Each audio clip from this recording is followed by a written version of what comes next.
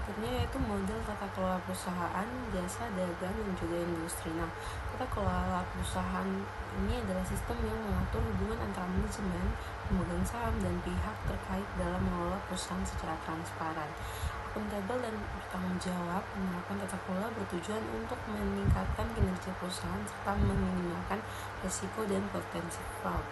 Model tata kelola pada dasarnya itu memiliki prinsip yang sama, namun penerapannya berbeda pada setiap jenis industri karena karakteristik bisnis yang berbeda seperti jasa, dagang, dan berikutnya karakteristik tata kelola di industri jasa.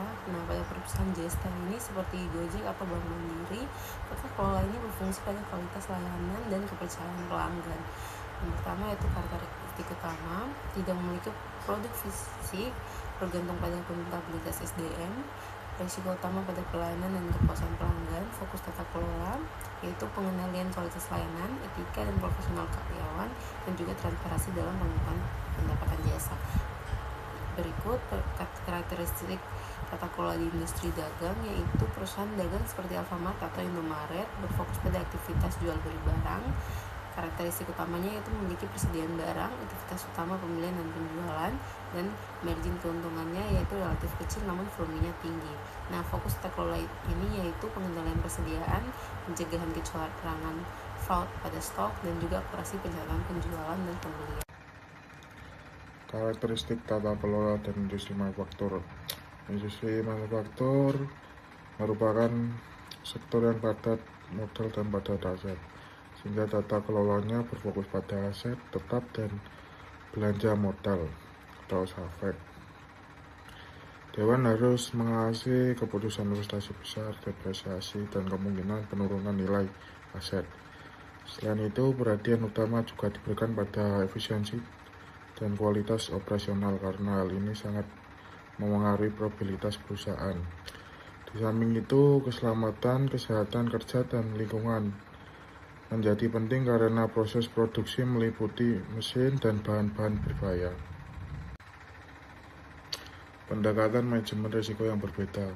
Manajemen risiko harus disesuaikan dengan jenis risiko yang dihadapi perusahaan, karena setiap risiko memerlukan pendekatan yang berbeda. Risiko ekuitas dan solvabilitas dikelola melalui pengawasan arus kas, struktur modal, analisis keuangan, dan stress testing. Risiko kredit dan pasar berkaitan dengan pelanggan serta kondisi pasar. Di sini saya akan menjelaskan mengenai risiko likuiditas dan solvabilitas, di mana risiko likuiditas dan solvabilitas itu merupakan dua risiko keuangan yang penting karena berhubungan dengan kondisi serta keberlangsungan dari suatu perusahaan. Yang pertama terkait risiko likuiditas adalah risiko ketika perusahaan itu tidak memiliki kas yang cukup untuk memenuhi kewajiban jangka pendek seperti membayar gaji, utang kepada pemasok, atau cicilan pinjaman. Jadi walaupun perusahaan itu terlihat memperoleh laba, kondisinya itu tetap bisa bermasalah jika kas yang tersedia itu tidak mencukupi.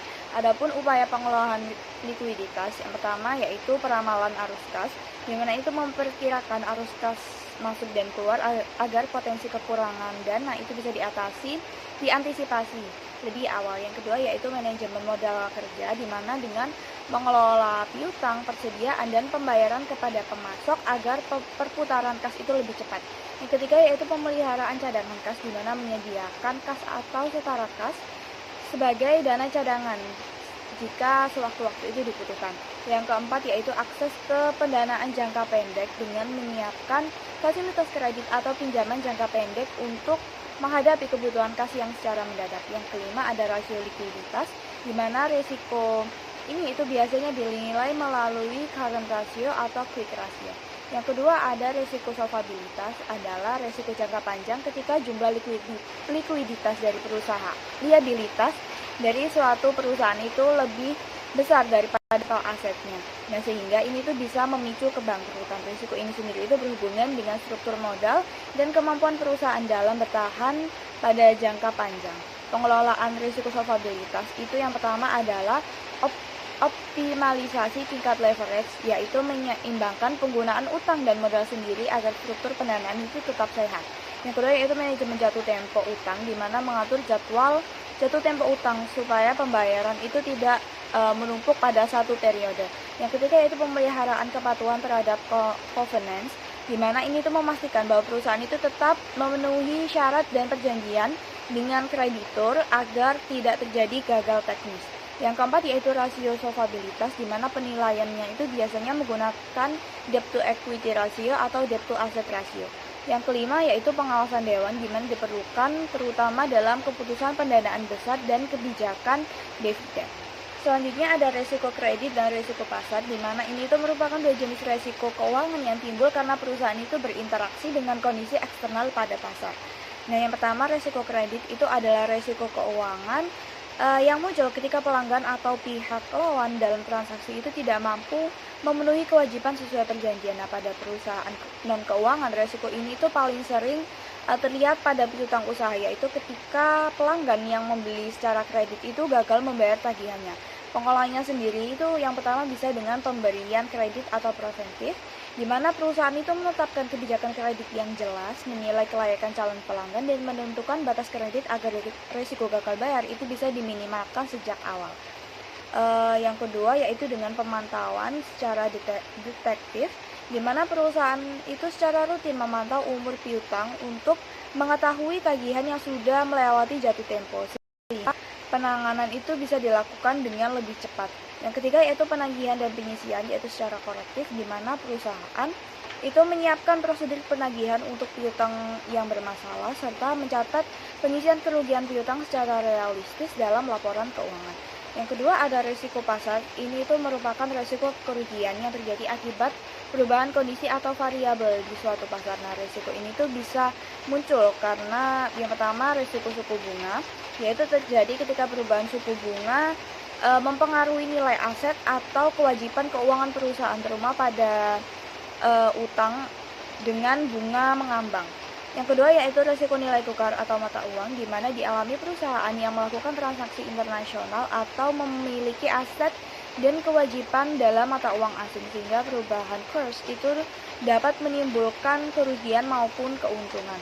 Yang ketiga yaitu risiko harga komoditas, di mana ini tuh muncul pada perusahaan yang kegiatan usahanya itu sangat bergantung pada harga komoditas tertentu seperti bahan bakar atau bahan baku.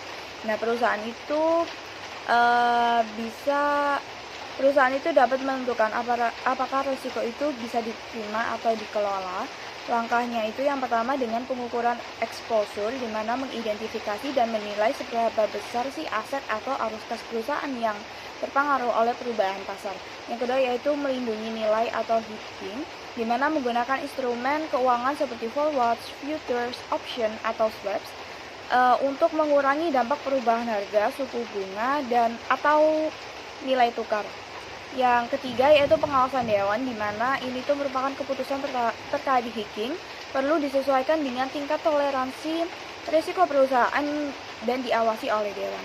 Yang terakhir yaitu pengungkapan laporan keuangan, di mana informasi mengenai eksposur risiko pasar dan strategi hedging itu perlu dijelaskan dalam catatan atas laporan keuangan. Risiko operasional pada siklus pendapatan. Jadi ini menjelaskan potensi masalah yang dapat terjadi di setiap tahapan proses bisnis yang bisa menghasilkan uang dari bagi perusahaan, dari pelanggan hingga pencatatan. Untuk dari pesanan pelanggan, risiko itu bisa terjadi kalau perusahaan menerima pesanan dari pihak yang tidak benar ada atau fiktif atau tidak sebenarnya yang memiliki kemampuan finansial untuk membayar. Selanjutnya ada persetujuan kredit. Jadi risiko timbul kalau perusahaan memberi kredit kepada pelanggan yang tidak layak atau tidak mampu membayar kembali, yang bisa berisiko menyebabkan piutang tidak tertagih. Kemudian pengiriman barang, jadi bisa berisiko mencakup kesalahan pada pengiriman, misalkan kayak salah jenis barang atau jumlahnya, dan ini pengiriman ke alamat yang keliru. Kalau barang nggak sampai tapi catatan dianggap telah terkirim, perusahaan ini akan mengalami kesulitan atau tidak bisa menagih pembayarannya. Kemudian ada penagihan atau billing, ini berisiko dengan kegagalan menagih pelanggan, yaitu menagih dengan harga yang salah atau terjadi kesalahan saat memasukkan data ke dalam faktur.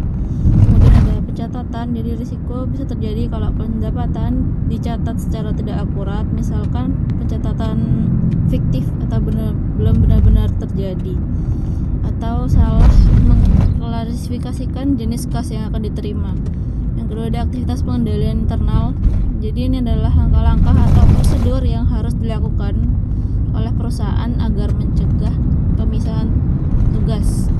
Jadi harus ada orang yang berbeda untuk fungsi menerima pesanan, menyetujui kredit, dan memegang kas agar mencegah terjadinya kecurangan oleh satu orang. Kemudian ada otorisasi. Jadi kalau setiap transaksi yang utamanya tuh kayak menyangkut diskon atau piutang itu wajib disetujui oleh manajer yang memiliki wewenang. Kemudian ada dokumentasi. Jadi setiap transaksi harus menggunakan nomor urut dan harus dilakukan pencocokan antar surat dengan faktur agar memastikan kesesuaian. Kemudian ada verifikasi. Jadi perusahaan harus melakukan pengecekan berkala antara saldo piutang dengan penjualan yang telah dibuat oleh tim yang berbeda untuk memastikan data itu tercocok. Kemudian ada pengamanan aset. Ini akses fisik ke gudang barang dan tempat penyimpanan kas harus dibatasi dan dijaga ketat. Terus ada analisis aktivitas audit internal yang menjelaskan kalau fungsi audit internal itu menjaga kesehatan keuangan perusahaan. Ini bertujuan agar audit internal bisa mengevaluasi seberapa efektif sistem pengadilan internal di IEIC-VFR dalam mencegah terjadinya salah saji material ada di laporan keuangan tersebut. Ini memakai metode auditor menggunakan test of control atau uji pengendalian untuk memastikan bahwa aturan atau prosedur yang telah ditetapkan oleh perusahaan itu benar-benar dijalankan di lapangan. Kemudian ada analogi mobile. Jadi audit eksternal dianalogikan kayak memastikan mobil layak jalan, tapi audit internal dianalogikan seperti pengawasan sepanjang jalur produksi agar tidak ada kesalahan kecil yang menumpuk hingga akhir. Yang keempat ada fokus audit pada area berisiko tinggi. Jadi ini merupakan daftar area yang dijadikan prioritas karena potensi risiko yang lebih besar. Kemudian ada transaksi yang volume tinggi. Ini proses yang paling sibuk dan kompleks. Misalkan ada siklus pendapatan dan pengeluaran, itu akan rentan terhadap kesalahan manusia. Kemudian estimasi signifikan, jadi akun-akun yang diperkirakan atau punya penilaian subjektif manajemen, misalnya estimasi cadangan piutang tak tertagih. Kemudian ada transaksi non rutin, ini jarang terjadi, contohnya kayak merger, akuisisi, atau investasi di instrumen keuangan yang rumit. Kemudian ada perubahan signifikan. Ini merupakan situasi di mana perusahaan baru saja mengganti sistem IT atau penggantian personel kunci yang memegang jabatan penting, unit kerja dengan yang tidak wajar, sehingga ada kenaikan keuntungan drastis dan tidak masuk akal. Jadi auditor harus memeriksa kalau hal ini murni kinerja atau hasil manipulasi data. Perkenalkan, nama saya Aurelia Putriwardana dengan NPM Mahir 060. Di sini saya akan menjelaskan mengenai uji pengendalian internal pada siklus akuntansi. Pengujian ini menjawab pertanyaan, apakah pengendalian yang seharusnya ada benar-benar dijalankan secara konsisten dan efektif oleh orang yang tepat. Ini menurut Andriotti dan Masaro pada tahun 2023. Jadi terdapat beberapa jenis prosedur pengujian. Yang pertama ada penyelidikan, yaitu bertanya kepada personel mengenai bagaimana mereka melakukan pengendalian. Prosedur ini tidak pernah cukup jika berdiri sendiri, tetapi merupakan titik awal yang baik. Yang kedua ada observasi, yaitu mengamati secara langsung pelaksanaan pengendalian oleh personel. Misalnya mengamati bagaimana proses perhitungan persediaan fisik dilakukan. Yang ketiga ada inspeksi dokumen, yaitu memeriksa dokumen untuk mencari bukti pelaksanaan pengendalian seperti adanya tanda tangan otorisasi pada formulir permintaan pembelian. Dan yang terakhir ada pelaksanaan ulang, yaitu secara independen melaksanakan kembali prosedur pengendalian untuk memverifikasi bahwa hasilnya sama. Misalnya auditor melaksanakan ulang rekonsiliasi bank yang telah disiapkan oleh klien. Ini menurut Jordan dan kawan-kawan pada tahun 2022. Selanjutnya ada peran teknologi informasi dalam audit internal. Audit TI, teknologi informasi atau IT audit, itu mengevaluasi berbagai area seperti keamanan cyber, Itu menilai efektivitas pertahanan perusahaan terhadap ancaman cyber. Lalu yang kedua ada pengendalian akses, yaitu memastikan hanya pengguna yang berwenang yang dapat mengakses data dan sistem yang sensitif. Yang ketiga ada manajemen perubahan, memastikan bahwa perubahan pada sistem atau aplikasi dilakukan dengan cara yang terkendali untuk mencegah gangguan. Yang keempat ada kelangsungan bisnis dan pemulihan bencana, yaitu menilai kesiapan perusahaan untuk memulihkan sistem TI setelah terjadi insiden besar. Dan yang terakhir, audit di area ini sangat penting karena kegagalan pengendalian umum TI dapat memiliki dampak pervasif pada keandalan semua aplikasi yang bergantung padanya, termasuk sistem akuntansi. Ini menurut Ghazali dan Yulianto pada tahun 2023. Lalu, hal ini juga memungkinkan mereka untuk bisa melakukan pengujian 100%, memverifikasi setiap transaksi terhadap aturan atau parameter tertentu. Bisa juga untuk mengidentifikasi anomali dan pengecualian, menemukan transaksi duplikat, kesenjangan dalam nomor urut dokumen, atau pembayaran kepada vendor yang tidak terdaftar. Yang ketiga ada melakukan analisis tren dan pola. Itu mengidentifikasi pola yang tidak biasa yang mungkin menandakan adanya penipuan seperti lonjakan penjualan pada akhir kuartal. Dan yang terakhir ada stratifikasi data, itu memisahkan data ke dalam kelompok-kelompok risiko untuk memfokuskan pengujian manual. Kasus analisis laporan keuangan perusahaan jasa. PT Cipta Solusi Teknologi atau CST merupakan perusahaan konsultan di bidang teknologi informasi yang berfokus pada layanan implementasi software, keamanan cyber, serta pengelolaan data. Model bisnis perusahaan ini sangat bergantung pada keahlian para konsultan serta proyek jangka panjang yang dijalankan bersama klien. Karena karakteristik bisnis tersebut, CST memiliki beberapa area risiko utama yang perlu diperhatikan dalam analisis laporan keuangan dan data kelolanya. Salah satu risiko utama terletak pada pengakuan pendapatan. CST menggunakan metode percentage of completion, yaitu pendapatan diakui berdasarkan tingkat penyelesaian proyek. Metode ini membutuhkan estimasi yang cukup kompleks terkait progres pekerjaan, sehingga berpotensi menunjukkan risiko manipulasi atau kesalahan dalam penilaian kemajuan proyek. Oleh karena itu, perusahaan perlu memiliki sistem pengendalian internal yang kuat serta pemisahan tugas yang jelas antara pihak yang mengerjakan proyek dan pihak yang melakukan pencatatan keuangan. Selain itu, risiko juga muncul pada piutang usaha dan aset kontrak yang merupakan aset utama perusahaan. Pertumbuhan pendapatan yang tinggi seringkali diikuti dengan peningkatan piutang, namun jika peningkatan piutang tidak seimbang, hal ini dapat menjadi indikasi adanya masalah dalam penagihan atau kebijakan kredit yang terlalu longgar.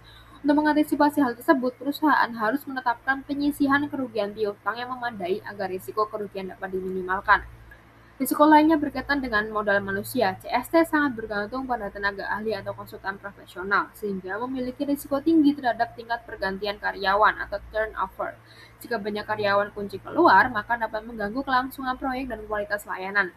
Oleh karena itu, perusahaan perlu menerapkan manajemen talenta yang baik serta pengawasan dari dewan untuk memastikan stabilitas sumber daya manusia. Dalam kasus spesifik, terdapat indikasi red flag berupa lonjakan signifikan pada akun aset kontrak di akhir tahun.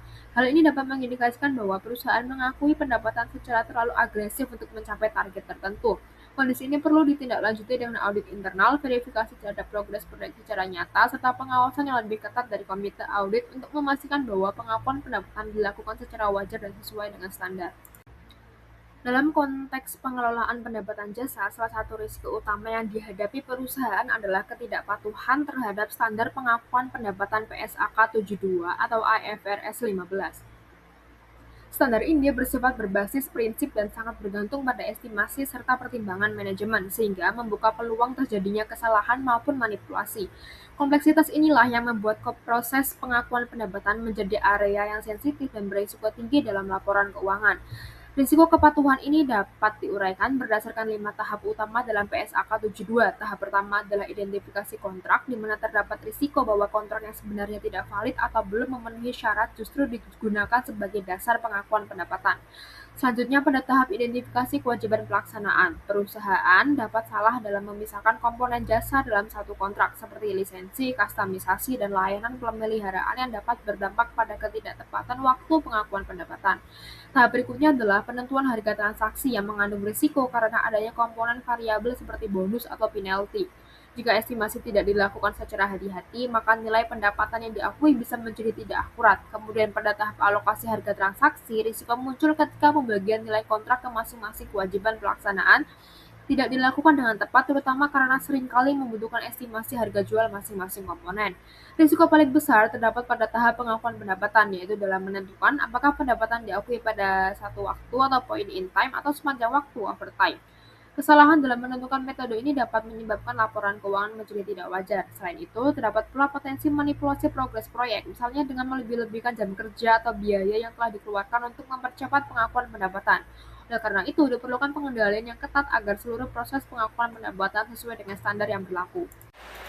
Nah, selanjutnya ini saya akan menjelaskan mengenai penilaian kualitas tata kelola dan mitigasi keterlambatan pelaporan. Yang dimana penilaian kualitas tata kelola laporan keuangan itu dilakukan untuk melihat seberapa efektif pengawasan dan pengendalian dalam meminimalkan resiko salah saji. Fokusnya itu tidak hanya pada struktur, tetapi juga praktik nyata di perusahaan. Yang pertama adalah keahlian komit audit, yang dimana anggota itu harus memahami isu akuntansi kompleks, misalnya pengakuan pendapatan, sehingga mampu mengkritisi keputusan manajemen. Lalu yang kedua ada keterlibatan aktif komit audit, yang dimana tidak hanya formalitas, tetapi benar-benar terlibat dalam pengawasan area beresiko tinggi dan komunikasi dengan auditor. Lalu ada independensi audit internal. Audit internal itu harus objektif, memiliki kompetensi memadai dan berperan aktif dalam menguji kepatuhan standar akuntansi. Lalu ada tone at the top atau budaya manajemen, yang dimana lingkungan yang etis itu penting agar tidak ada tekanan manipulasi laporan demi target. Lalu ada kebijakan dan prosedur pengendalian. Adanya aturan tertulis dan proses review berlapis menjadi indikator tata kelola yang kuat. Nah, mitigasi resiko keterlambatan pelaporan keuangan itu penting untuk menghindari sanksi dan mencegah kepercayaan investor. Yang dimana yang pertama itu perencanaan jadwal itu jelas. Nah, jadi setiap proses penutupan laporan itu harus memiliki deadline dan tanggung jawab yang tegas. Lalu standarisasi dan otomisasi atau IRP, yaitu mengurangi kesalahan manual dan mempercepat proses pelaporan. Lalu soft closing atau simulasi penutupan, yang dimana dilakukan sebelum periode akhir untuk mendeteksi hambatan lebih awal. Lalu komunikasi dengan auditor, yang dimana diskusi sejak awal untuk mencegah revisi besar di akhir. Lalu review berlapis, yaitu laporan diperiksa oleh pihak yang lebih senior untuk memastikan akurasi. Nah, selanjutnya ini ada kasus analisis laporan keuangan perusahaan dagang dan industri, yang dimana pada slide ini tuh kita masuk ke contoh kasus analisis laporan keuangan pada dua jenis perusahaan, yaitu perusahaan dagang dan perusahaan industri. Nah, perbedaan utama antara keduanya ini terletak pada fokus aset dan resiko yang dihadapi. Pada perusahaan dagang seperti retail, itu aset yang paling penting biasanya adalah persediaan. Nah, karena barang itu dijual langsung ke konsumen, maka resiko terbesar ada pada apakah barang tersebut itu bisa terjual atau tidak. Nah, kalau persediaan terlalu banyak dan tidak laku, perusahaan itu bisa mengalami kerugian karena harus menjual dengan diskon atau bahkan tidak bisa dijual sama sekali. Maka pengelolaan persediaan itu menjadi hal yang sangat krusial. Sementara itu pada perusahaan industri atau manufaktur itu fokusnya lebih ke aset tetap seperti mesin dan peralatan produksi.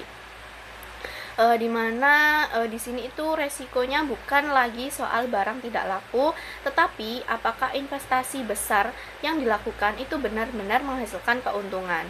Misalnya kalau perusahaan itu membeli mesin mahal tapi tidak digunakan secara optimal, maka itu bisa menjadi beban besar bagi perusahaan. Selain itu, ada juga resiko penurunan nilai aset jika permintaan pasar itu menurun. Jadi dari dua contoh ini, kita itu bisa melihat bahwa analisis laporan keuangan itu tidak bisa disamaratakan. Kita itu juga harus memahami karakteristik bisnisnya terlebih dahulu, baru bisa mengidentifikasi resiko dan menilai apakah tata kelolanya itu sudah baik atau belum. Selanjutnya, saya akan menjelaskan tentang resiko persediaan dan pengendalian internal. Nah, bagi perusahaan dagang dan industri seperti PT RMS dan PT MJP, resiko persediaan adalah salah satu resiko operasional dan keuangan yang paling signifikan. Manajemen persediaan yang buruk dapat secara langsung mengerus probabilitas dan mengikat modal kerja yang berharga. Pengendalian internal yang efektif di seluruh siklus hidup persediaan sangat penting untuk memitigasi resiko-resiko ini.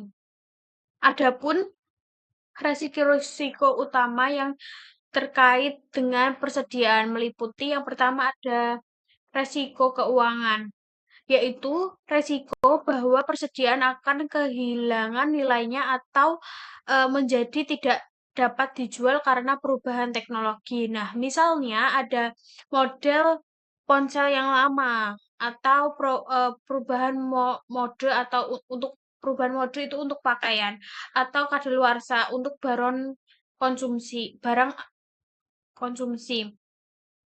Nah, yang kedua ada resiko kerusakan dan penyusutan. Ini tuh resiko persediaan rusak karena penanganan atau penyimpanan yang tidak tepat atau hilang karena pencurian oleh karyawan atau pelanggan. Yang ketiga, ada resiko valuasi, yaitu resiko bahwa persediaan tidak dinilai dengan benar dalam laporan keuangan, seperti sesuai dengan prinsip biaya terendah atau nilai realisasi bersih, seperti yang disyaratkan oleh PSAK 14. Nah, hal ini menyebabkan aset yang dinilai terlalu tinggi. Yang terakhir atau yang keempat ada resiko kelebihan atau kekurangan stok. Nah, ini tuh kelebihan stok akan mengikat kas dan meningkatkan biaya penyimpanan serta resiko keusangan. Kekurangan stok dapat menyebabkan kehilangan penjualan dan ketidakpuasan pelanggan. Selanjutnya ada untuk mengelola resiko-resiko ini, perusahaan menerapkan berbagai pengendalian. Yang pertama, ada pengendalian preventif. Ada dua, yaitu keamanan fisik dan sistem peramalan dan pembelian. Nah, keamanan fisik itu membatasi akses ke area penyimpanan persediaan, menggunakan kamera pengawas, dan melakukan pemeriksaan pada karyawan yang keluar. Sedangkan yang sistem peramalan dan pembelian yaitu menggunakan sistem yang canggih untuk meramal permintaan dan mengelola tingkat pesanan ulang untuk menghindari kelebihan atau kekurangan stok. Yang kedua ada pemisahan tugas. Memisahkan fungsi pembelian, penerimaan, dan pencatatan persediaan, yaitu pengendalian detektif. Yang pertama ada penghitungan fisik periodik, yaitu secara teratur, misalnya tahunan atau siklus, melakukan perhitungan fisik semua persediaan dan membandingkan dengan catatan akuntansi untuk mengidentifikasi selisihnya. Selanjutnya ada analisis persediaan yang bergerak lambat, yaitu secara berkala menghasilkan laporan untuk mengidentifikasi item persediaan yang tidak terjual dalam waktu periode tertentu. Nah, itu merupakan indikator resiko keusangan. Yang ketiga ada tinjauan analitis, yaitu menganalisis tren dalam rasio perputaran persediaan dan jumlah hari persediaan untuk mendeteksi potensi masalah. Nah, pengendalian korektifnya yaitu ada prosedur penghapusan, yaitu memiliki kebijakan yang jelas untuk menghapus nilai buku dari persediaan yang usang atau rusak dan mencatat kerugiannya. Sedangkan tindakan promosi atau diskon yaitu mengambil tindakan untuk menjual persediaan yang bergerak lambat meskipun dengan margin yang rendah. Nah, komite audit dan auditor internal atau eksternal akan fokus pada pengujian pengendalian ini dan pada kewajaran dan setiap penyisihan keusangan persediaan yang dibuat oleh manajemen. Selanjutnya, saya akan menjelaskan tentang resiko aset tetap dan penilaian wajar. Untuk perusahaan industri padat modal seperti PT MJP, resiko yang terkait dengan aset tetap seperti properti, pabrik, dan peralatan adalah pusat dari perhatian tata kelola dan manajemen resiko. Aset-aset ini mewakili investasi jangka panjang yang sangat besar dan pengelolaannya yang buruk dapat memiliki konsekuensi yang menghancurkan bagi kesehatan keuangan perusahaan. Ada resiko-resiko utama yang terkait dengan aset tetap, meliputi yang pertama resiko alokasi modal. Resiko bahwa perusahaan berinvestasi dalam proyek modal, misalnya dalam pabrik baru yang gagal menghasilkan pembelian yang diharapkan, sehingga menghancurkan nilai pemegang saham. Yang kedua ada resiko operasional. Resiko kegagalan atau kerusakan peralatan kunci yang menyebabkan penghentian produk yang mahal. Yang ketiga ada resiko penurunan nilai. Nah, resiko ini bahwa nilai tercatat atau nilai buku sebuah aset di neraca yang signifikan lebih tinggi daripada terpulihkannya atau jumlah yang diperoleh kembali dari pengguna atau penjual aset tersebut. Nah, hal ini dapat terjadi karena perubahan teknologi, penurunan permintaan pasar, atau kerusakan fisik. Sehingga PSAK 48 mensyaratkan perusahaan untuk menguji penurunan nilai jika ada indikasi. Yang terakhir atau yang keempat ada risiko akuntansi dan valuasi. Nah, yaitu resiko kesalahan dalam pencatatan biaya perolehan aset, penentu masa manfaat dan nilai residu untuk tujuan depresiasi atau penilaian wajar untuk aset yang diukur dengan metode revaluasi. Selanjutnya ada pengendalian internal dan proses tata kelola untuk memitigasi resiko tersebut.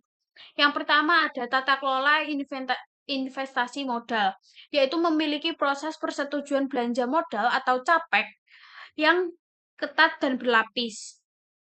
Yang kedua ada manajemen siklus hidup aset, yaitu menetapkan program pemeliharaan preventif yang kuat untuk meminimalkan waktu henti yang tidak direncana. Yang ketiga ada proses pengujian dan penurunan nilai, yaitu memiliki proses formal tahunan atau lebih sering jika ada indikator untuk menilai adanya potensi penurunan nilai.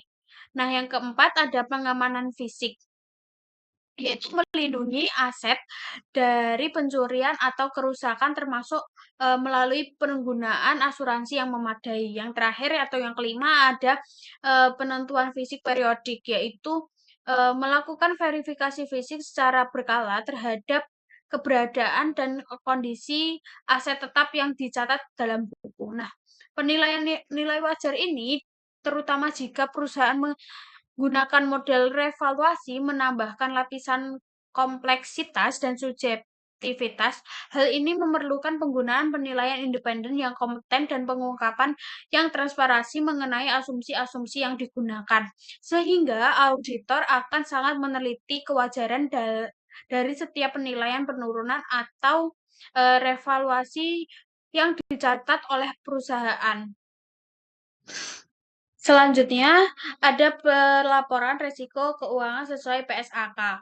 Baik perusahaan dagang maupun industri menghadapi berbagai risiko keuangan yang pengungkapan dan pelaporannya diatur secara spesifik oleh Pernyataan Standar Akuntansi Keuangan atau PSAK.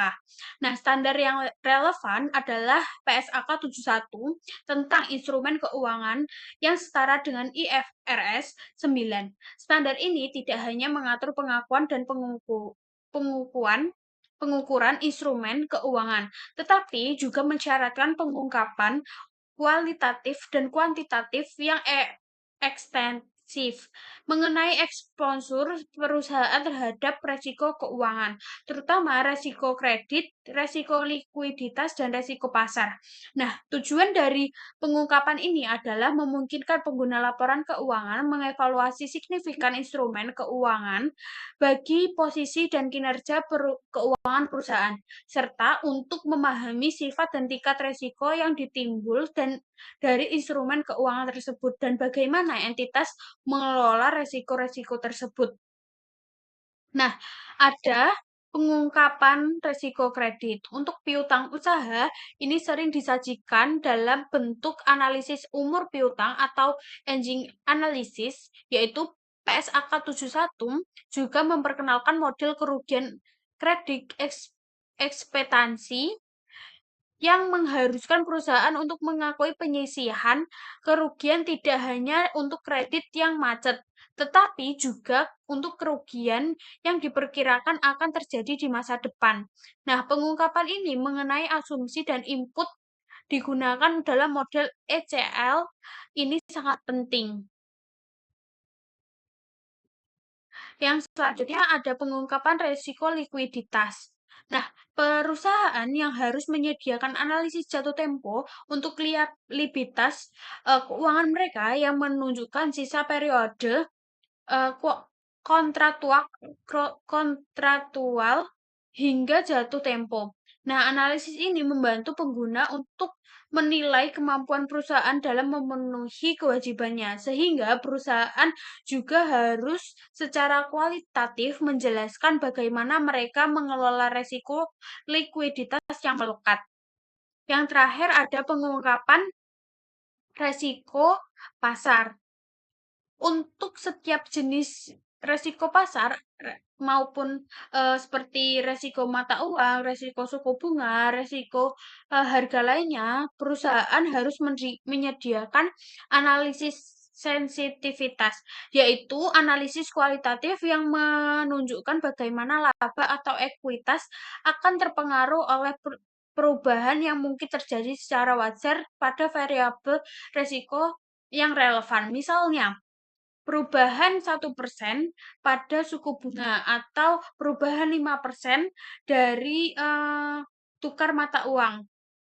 Selanjutnya ada pengungkapan kualitatif, yaitu penjelasan mengenai eksposur resiko yang dan bagaimana hal itu timbul, serta tujuan, kebijakan, dan proses untuk mengelola resiko tersebut termasuk metode hedging untuk yang digunakan. Nah, pengungkapan ini disyaratkan oleh PSAK untuk memberikan jendela transparansi yang sangat berharga bagi analisis untuk memahami bagaimana sebuah perusahaan mengelola resiko keuangannya. Nah, kualitas dan kelengkapan dari pengungkapan ini seringkali menjadi indikator dan kematangan fungsi manajemen resiko dan tata kelola perusahaan secara keseluruhan.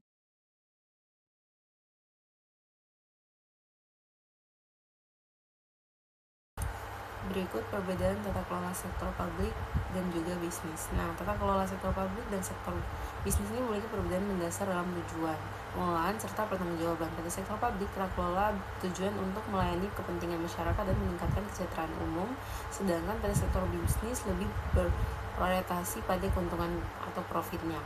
Nah, di sektor publik ini seperti instansi pemerintah di Indonesia, tata kelola menekankan transparansi, akuntabilitas, dan kepatuhan terhadap peraturan. Sementara itu, sektor bisnis lebih fokus pada efisiensi operasional dan peningkatan nilai perusahaan bagi pemegang saham. Selanjutnya yaitu tujuan organisasi dan akuntabilitas. Nah, pada perbedaan utama terletak pada tujuan organisasi. Sektor publik itu bertanggung jawab untuk memberikan pelayanan kepada masyarakat, public service operation, bukan mencari laba. Dan sektor bisnis itu bertujuan memperoleh keuntungan dan meningkatkan nilai perusahaan. Dari sisi akuntabilitas, sektor publik itu bertanggung jawab kepada masyarakat, pemerintah, dan lembaga pengawas seperti Badan Pemeriksa Keuangan.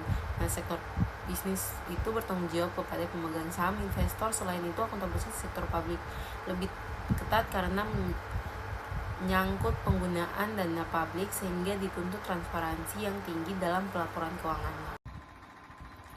Sumber pendapatan dan penggunaan dana.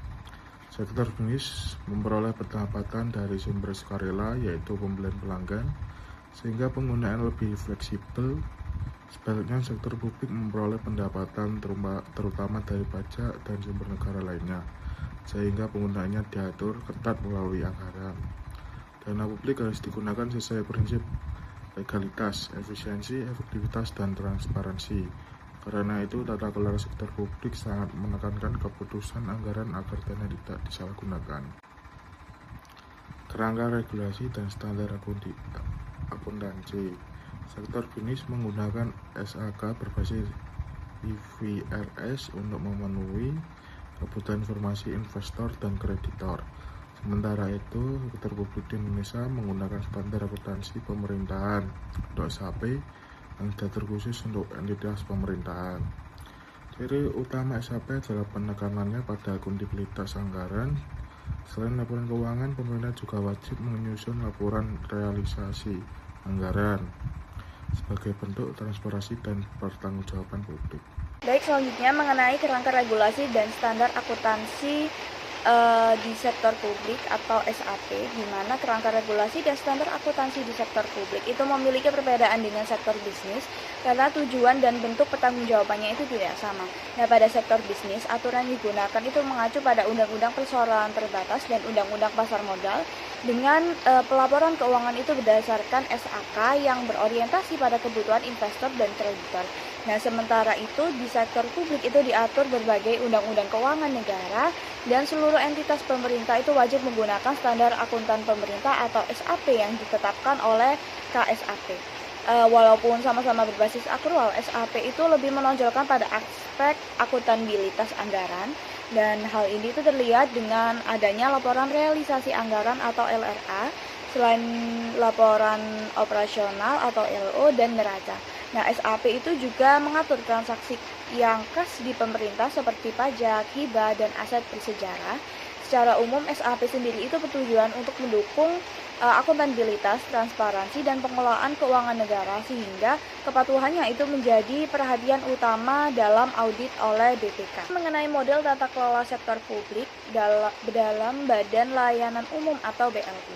Nah, Badan Layanan Umum atau BLU itu merupakan instansi pemerintah dibentuk untuk memberikan pelayanan kepada masyarakat dengan mengutamakan efisiensi dan produktivitas, namun bukan untuk mencari keuntungan. Contoh BLU sendiri itu antara lain rumah sakit pemerintah, universitas negeri, dan lembaga pengelola dana pemerintah. Dibandingkan dengan instansi pemerintah biasa, BLU itu memiliki keleluasaan yang lebih besar dalam pengelolaan keuangan, terutama karena dapat secara langsung memanfaatkan pendapatan dari layanan atau PNBP untuk kebutuhan operasional maupun investasi.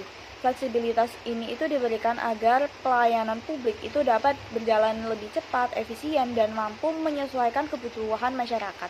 Walaupun memiliki otonomi yang lebih luas, BLU itu tetap harus menjaga akuntabilitas kepada publik. Jadi oleh karena itu lembaga teknis terkait serta dewan pengawas. Pengelolaannya itu tetap harus berada pada pengawasan Menteri Keuangan, kementerian atau lembaga teknis terkait serta dewan pengawas. Secara umum, model BLU itu mencerminkan penerapan prinsip Good Corporate Governance atau GCG di sektor publik. Tantangan utamanya sendiri itu adalah bagaimana menjaga keseimbangan antara fleksibilitas pengelolaan, misi pelayanan sosial, dan pertanggungjawaban atas penggunaan dana. Lalu ada peran Kementerian Keuangan dan lembaga pengawas, di mana dalam tata kelola BLU, sistem pengawas itu dibagi antara Kementerian Keuangan dan kementerian atau lembaga teknis. Yang pertama yaitu Kementerian Keuangan melalui DJBP berperan sebagai pembina keuangan BLU. Nah, tugasnya itu yang pertama menetapkan status BLU bagi instansi yang telah memenuhi persyaratan. Lalu yang kedua menyusun regulasi dan standar keuangan seperti tarif layanan, remunerasi, dan format pelaporan. Yang ketiga yaitu memantau dan mengevaluasi kinerja keuangan BLU secara berkala. Yang keempat yaitu memberikan persetujuan atau penolakan terhadap rencana bisnis dan anggaran atau RBA serta usulan penting seperti investasi strategis atau pinjaman jangka panjang. Yang kedua adalah kementerian atau lembaga teknis, di mana ini tuh berperan sebagai pembina teknis. Nah, tugas utamanya itu adalah memastikan bahwa kualitas layanan BLU itu tetap sesuai dengan bidangnya.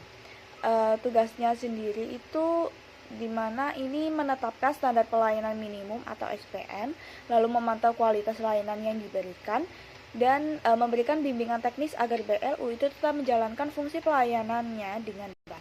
Dan selain itu, BLU itu juga berada di bawah pengawasan BPK sebagai pemeriksa eksternal, dan dalam kondisi tertentu itu juga diawasi oleh APIP seperti Inspektorat Jenderal. Nah, sistem pengawasan yang berlapis ini itu bertujuan agar BLU itu tetap memiliki fleksibilitas namun tetap akuntabel pada publiknya.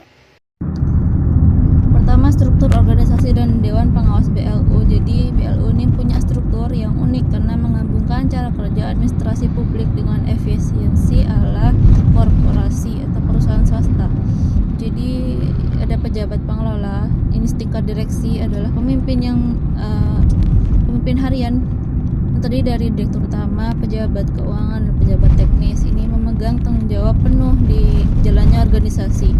Kemudian ada Dewan Pengawas, ini punya peran mirip dengan komisaris di perusahaan swasta, yaitu mengawasi pejabat pengelola agar bisa bekerja sesuai dengan aturan. Jadi tugas utama Dewan Pengawas ini memberikan masukan di RBA dan mengawasi kepatuhan hukum, kemudian mengevaluasi kinerja keuangan atau operasional dan memberikan nasihat kepada pengelola. Jadi Dewan Pengawas harus menjaga independensi. Kalau terlalu lemah ini beresiko menyalahgunakan otonomi. Kalau Dewan Pengawas terlalu banyak melakukan intervensi, maka fleksibilitas operasional BLU akan hilang. Yang kedua, ada mekanisme pengambilan keputusan. Jadi proses ini menjalankan bagaimana RBA disusun hingga akhirnya sah untuk dilaksanakan. Pertama, ada penyusunan. Jadi pejabat pengelola menyusun draft RBA berdasarkan analisis kinerja tahun lalu dan proyeksi ke masa depan. Kemudian peninjauan, draft tadi akan dibawa ke Dewan Pengawas untuk diuji dan diasumsi agar tetap realistis namun tetap ambisius. Kemudian ada persetujuan. Setelah ditinjau, Dewas RBA itu diserahkan kepada menteri atau pimpinan lembaga untuk pengesahan final. Kemudian pelaksanaan. Jadi setelah disahkan tadi, RBA menjadi dasar hukum belanja indikator utama untuk menilai kinerja akhir tahun.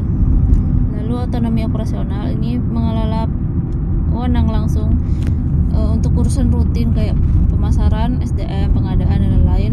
Tapi untuk keputusan strategis besar itu wajib mendapatkan izin dari Dewan Pengawas dan Menteri Keuangan. Lalu yang ketiga, ada manajemen risiko di instansi pemerintah. Ini menyoroti gimana pemerintah mengelola risiko yang berbeda fokusnya dengan sektor swasta. Untuk yang manajemen risiko sektor publik atau MRSP, ini penerapan manajemen risiko di lingkungan pemerintah. Nah, ini bertujuan bukan untuk menghindari risiko karena butuh pembangunan butuh inovasi, tapi agar instansi risk aware sehingga ada alokasi sumber daya publik ini bisa digunakan dengan lebih baik. Standar dari ini itu mengadopsi kerangka kerja internasional, contohnya OSRM atau ISO 31000 agar sesuai dengan konteks pemerintahan. Kalau fokus risiko publik ini berbeda dengan swasta yang fokus laba. Kalau pemerintah itu fokus ke reputasi agar menjaga kepercayaan publik. Politik ini agar mendapat dukungan dari para pemangku kepentingan. Lalu layanan ini agar menghindari kegagalan dalam pemberian layanan kepada masyarakat. Yang keempat, ada dua area kritis dan analogi. Ini untuk area kritis ada penganggaran. Kalau terjadi anggaran yang tidak akurat itu atau penyerapan dana yang sangat rendah. Kemudian ada pengadaan, ini area yang rawan terhadap praktik kolusi, korupsi, dan fraud. Kemudian ada analogi roket untuk mempermudah pemahaman risiko yang diibaratkan sebagai peluncuran roket. Kemudian risiko gagal orbit, ini sama dengan kegagalan yang memberikan layanan kepada masyarakat. Kemudian ada biaya membengkak, ini persis yang kayak risiko anggaran yang tidak terkendali. Lalu materi buruk, ini sama dengan risiko pengadaan barang yang dari kontraktor yang tidak berkualitas. Dalam bab ini saya akan menjelaskan yang pertama mengenai identifikasi risiko anggaran dan pengadaan. Yang pertama risiko dalam siklus anggaran. Siklus anggaran mulai dari perencanaan hingga pertanggungjawaban memiliki beberapa titik risiko kritis. Yang pertama risiko perencanaan, yaitu risiko bahwa anggaran disusun berdasarkan asumsi yang tidak realistis, data yang tidak akurat, atau perencanaan program yang lemah. Hal ini dapat menyebabkan alokasi dana yang tidak sesuai dengan prioritas atau kebutuhan nyata. Yang kedua ada resiko alokasi, yaitu resiko intervensi politik atau lobby yang tidak semestinya dapat menyebabkan alokasi anggaran yang tidak efisien atau tidak adil, di mana program-program tertentu mendapatkan dana berlebih sementara yang lain kekurangan. Yang ketiga ada resiko pelaksanaan, resiko bahwa anggaran tidak dapat dieksekusi secara efektif. Ini termasuk resiko penyerapan rendah di mana instansi gagal membelanjakan dana yang telah dialokasikan karena perencanaan yang buruk atau proses pengadaan yang lambat, yang mengakibatkan layanan publik tidak tersampaikan. Resiko revisi, resiko bahwa revisi atau pergeseran anggaran yang sering terjadi sepanjang tahun dilakukan tanpa justifikasi yang kuat, yang dapat mengganggu perencanaan dalam jangka panjang. Lalu kita masuk ke dalam resiko dalam siklus pengadaan. Resiko-resiko utamanya meliputi yang pertama dari resiko perencanaan pengadaan, yaitu resiko bahwa spesifikasi barang atau jasa yang dibutuhkan sengaja dikunci untuk mengerahkan ke satu pemasok tertentu. Yang kedua, resiko pemilihan pemasok, yaitu resiko kolusi antara panitia pengadaan dan calon pemasok, pengaturan pemenang lelang, atau pemilihan pemasok yang tidak memiliki kualifikasi yang memadai. Yang ketiga, ada resiko pelaksanaan kontrak, yaitu resiko bahwa pemasok mengirimkan barang atau jasa yang tidak sesuai dengan spesifikasi kontrak, seperti kualitas lebih rendah atau kuantitasnya kurang, atau bisa juga terjadi keterlambatan proyek yang signifikan. Yang keempat, ada risiko pembayaran, yaitu risiko pembayaran dilakukan untuk pekerjaan yang fiktif atau belum selesai, atau adanya markup harga yang tidak wajar. Dan yang terakhir ada risiko korupsi, yaitu risiko suap atau gratifikasi yang diberikan oleh pemasok kepada pejabat pemerintah untuk memenangkan kontrak atau melancarkan pembayaran. Selanjutnya di sini saya akan menjelaskan mengenai penerapan IRM pada lembaga pemerintah. Penerapan IRM di pemerintah biasanya mengikuti siklus yang serupa dengan sektor swasta, namun ada juga beberapa penyesuaian. Yang pertama, penetapan konteks dan tujuan. Langkah ini sangat krusial di sektor publik. Tujuan yang menjadi acuan bukanlah laba, melainkan sasaran kinerja yang ditetapkan dalam dokumen perencanaan strategis pemerintah seperti Rencana Pembangunan Jangka Menengah atau RPJM dan Rencana Kerja Pemerintah atau RKP. Risk appetite di sektor publik seringkali jauh lebih rendah, terutama untuk resiko, kepatuhan, dan reputasi. Lalu yang kedua, identifikasi dan penilaian resiko. Proses ini melibatkan identifikasi resiko-resiko yang dapat menghalangi pencapaian sasaran program pemerintah. Selain resiko keuangan dan operasional, penekanan besar diberikan pada resiko politik, sosial, dan kegagalan layanan.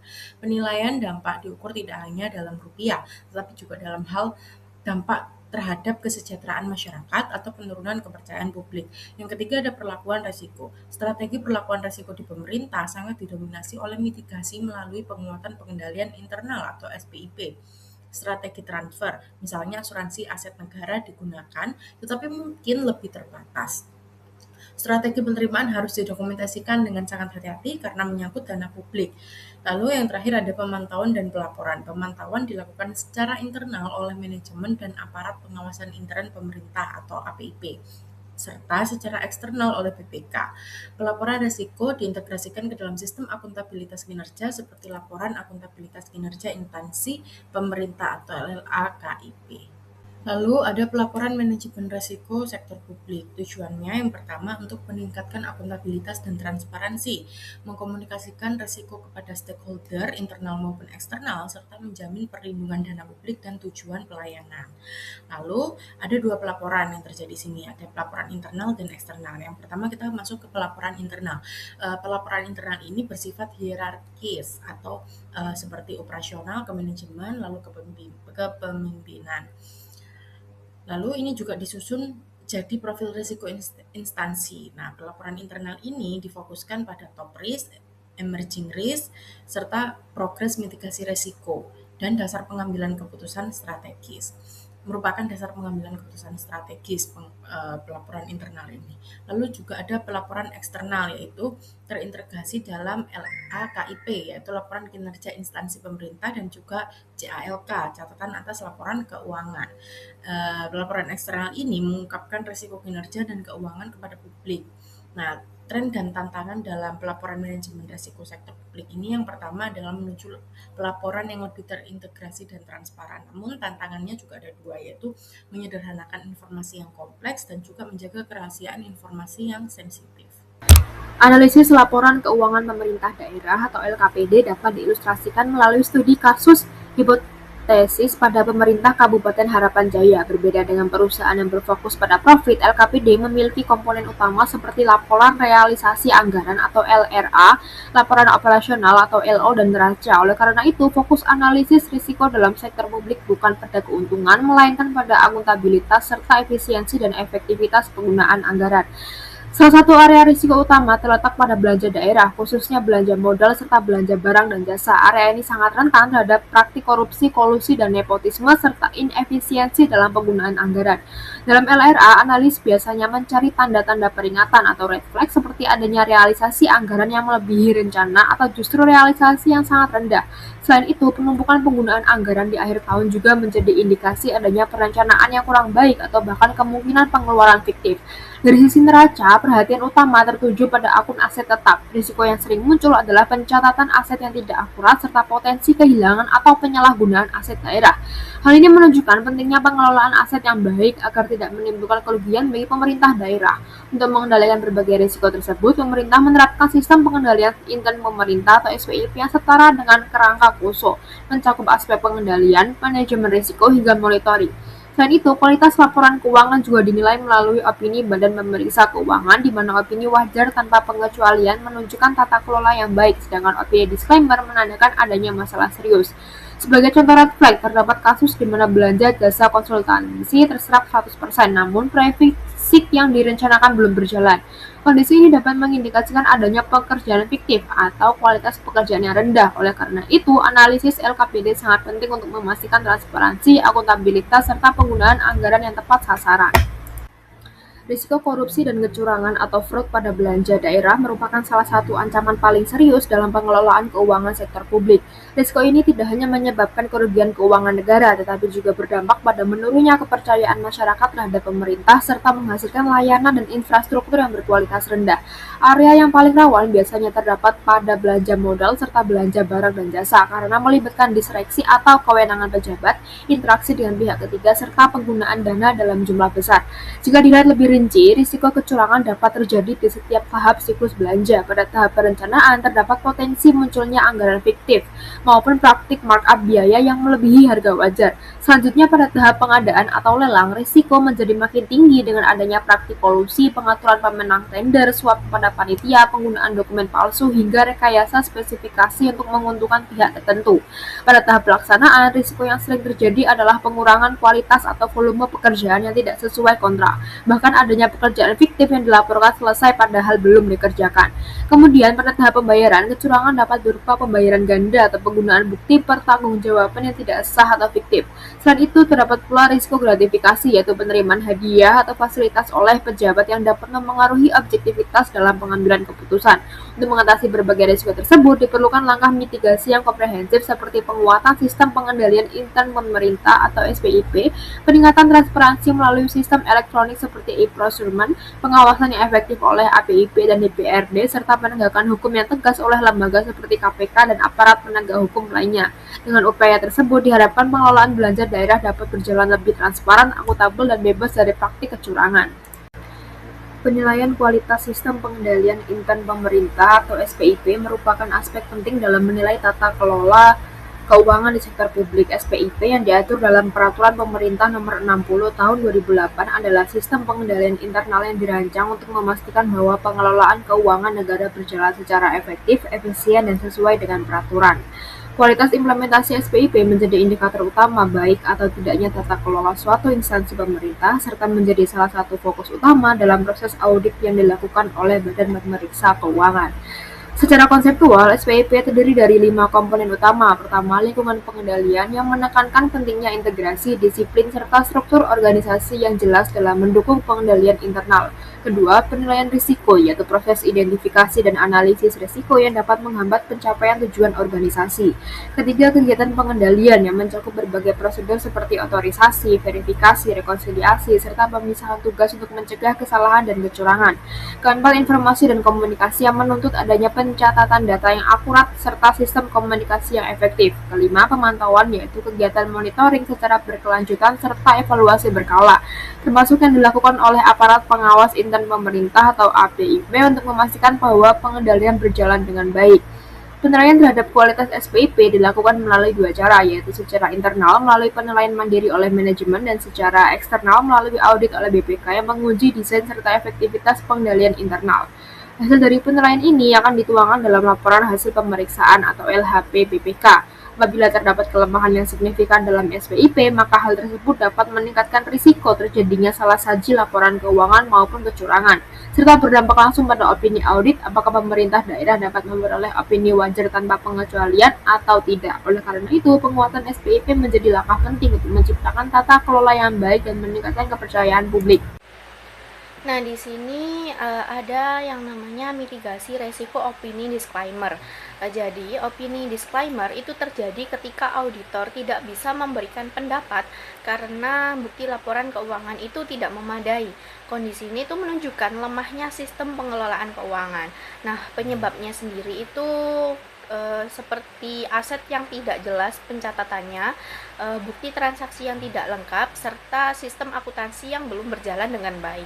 Bahkan dalam beberapa kasus, auditor itu juga mengalami keterbatasan akses data. Jadi untuk mencegah hal ini, itu perlu dilakukannya perbaikan secara menyeluruh, seperti komitmen pimpinan dalam memperbaiki tata kelola, penataan dan pencatatan aset secara jelas, lalu penguatan pengendalian internal, peningkatan kemampuan SDM, dan juga komunikasi terbuka dengan auditor.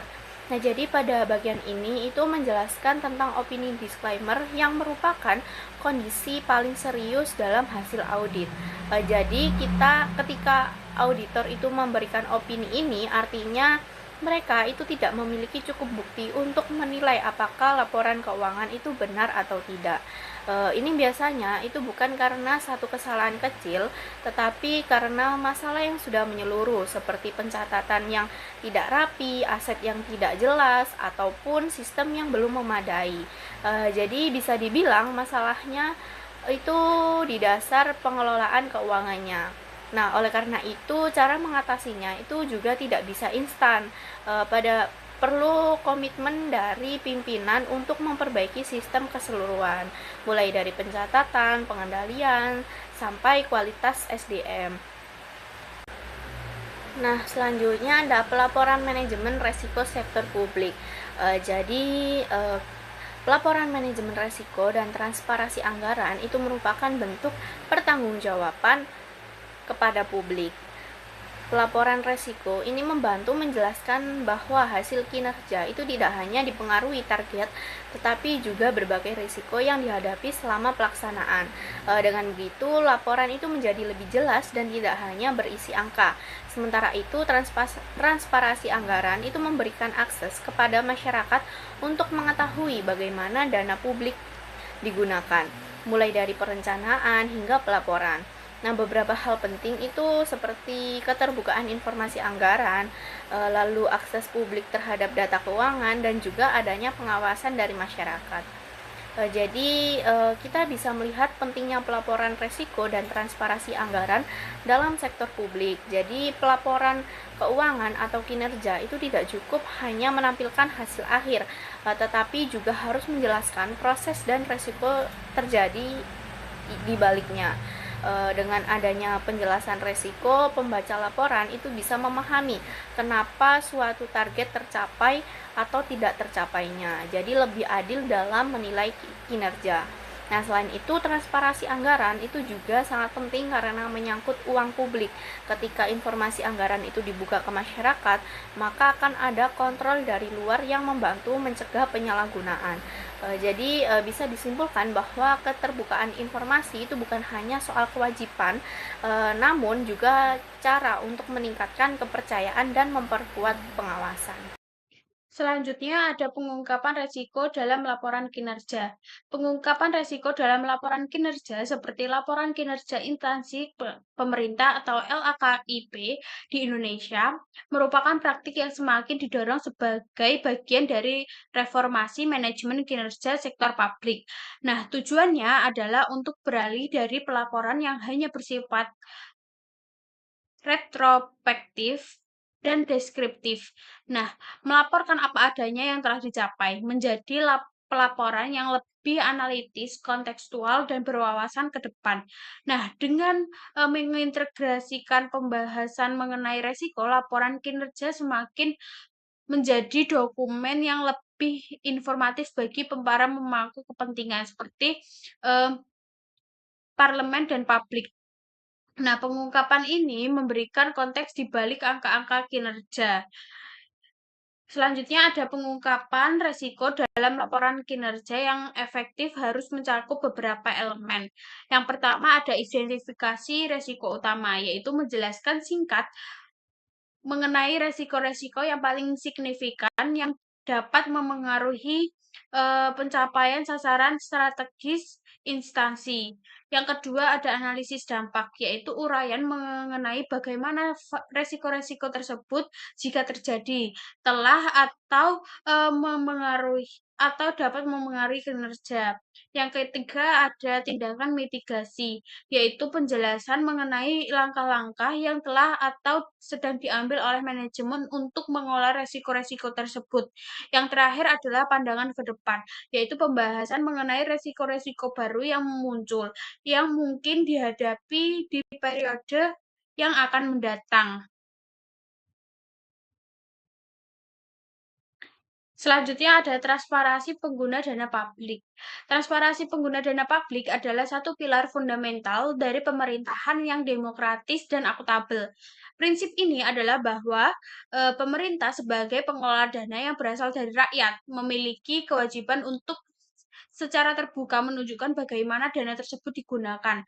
Transparansi ini bukan hanya tentang mempublikasikan angka-angka anggaran, tetapi juga dengan menyediakan informasi yang tepat waktu, relevan, dan mudah diakses oleh seluruh lapisan masyarakat.